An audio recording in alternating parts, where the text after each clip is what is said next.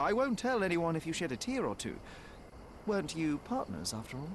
We were, and it is a real shame. But I've seen too many deaths in my life, Mr. Holmes, for the news to truly shake me. When was the last time you saw Mr. Gilden? A couple of days ago, we discussed the site. I believe in the tomb and its secrets. Theodore's patience was stretched, however. He was already inventing new projects. It wasn't a long conversation.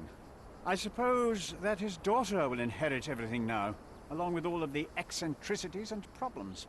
And not forgetting Goliath. Eccentricities and problems, Mr. Holmes. One of many. Will you allow me to return to my research, or are you insisting on remaining an obstacle? Oh, I haven't even started yet. You have a weakness for nostalgia? Or, rather, do you use it to record a list of enemies? Young man, you need to check your moral compass. Reading another person's diary is a sin in every culture that I can think of. But you aren't answering the question. You've already read it. Why bother? I simply record my life to keep my memory clean from misinterpretation. Letters and pages don't lie. But the writer of the text can. With this book, you attempted to plan an attack on the elephant? Your insinuations are out of place. Goliath is a frightening animal. All I wished to do was to understand the creature. As any scientist would do, I researched, analyzed, and drew conclusions. And what conclusion did you draw? That Theodore Gilden made the animal miserable. He couldn't provide the proper environment for the beast. My interest in the subject ended there. What's with this box of darts? Is it for a scientific argument? A little darker than that. Rather for killing the kind of rodents that might nibble a nose or a toe in your sleep. Let's just say I have to protect myself against a larger animal, such as an elephant. Might it be enough to stop it, make it faint? If I were you, I wouldn't bank on it. Moving on. What's with this intricate recruitment process? Pro-British workers charge less? As a head of this organization, I need to secure a productive environment. It's impossible to do so if there are political differences. Especially here, where the native population doesn't support our efforts to find the ancient artifacts. Decent pay can also stimulate productivity and shut down any political discord. Hadn't you thought of that? You're young. You have time to fritter and fight with everyone you meet. I don't have such a luxury. Our workers receive enough pay for what they do. So don't start a discussion you know nothing about. Moving on. As far as I can tell, you're a man of the academic world, so this book about Nabe and Laura is just an empirical study? What? That nonsense? I'd prefer to lose my eyesight than read such trash. So, you know nothing about it? I know nothing. I wish I'd never heard of it in the first place, this caricature of science. Do I hear traces of envy? You're still relatively young that you might find your own Laura. Perhaps I envy Nabe, for I cannot simply blow people up for distracting me. That's all. You happy now? Wonderful. I'm a busy man. Gilden's elephant is quite an unusual addition to Cordona's fauna. What is your scientific opinion on that? No matter how much Theodore loved it, it still remained a wild animal trapped inside a stone pen. Goliath needs savannas, fields, lakes. I'm sure that Goliath did not have a plan to kill his owner to head to the savannas. What do you think? No, animals don't kill in a typical sense. I can only presume that it tried to protect itself from captivity, from Theodore. It was a gilded cage that was predestined to break. Moving on. Remember one of the rules? It seems that you didn't return a tool. Is this knife yours? Do I look like a fellow who carries a knife?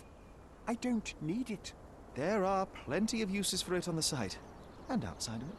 I have other people to cut ropes for me, Mr. Holmes. I've nothing to add. Moving on. I'm a busy man. Your partner had a very specific attitude towards the things he treasured. Was this habitual for him? That would have been too much even for him. Don't get me wrong, he had a harsh temper. Like a true businessman, he was ready to burn his competitors to the ground. But threatening someone physically would have been something new even for him, am I correct? Absolutely. Besides, I had never seen him this angry. The fellow who received the letter must have been extremely alarmed. Moving on. Moving on. Have you seen this person before? The one beside Imogen Gilden? No, but he's with Imogen, so I suppose that he's a friend of hers. That girl always has her head in the clouds. I could have said Theodore was different, but that wouldn't have been entirely true. Away with the fairies, was he? That's one way of putting it. Either way, I don't know much about Imogen's life or her friends. The type of elite that pretends to be educated.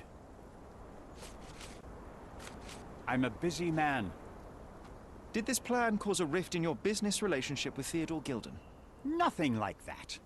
Admittedly, we didn't share a common vision of what is more important, the past or the future. In my opinion, we can't build a future without knowing the past. So you wanted to save the tomb of Vitus here, or perhaps your control over the research? Only the knowledge that rightly belongs to humankind, nothing less and nothing more.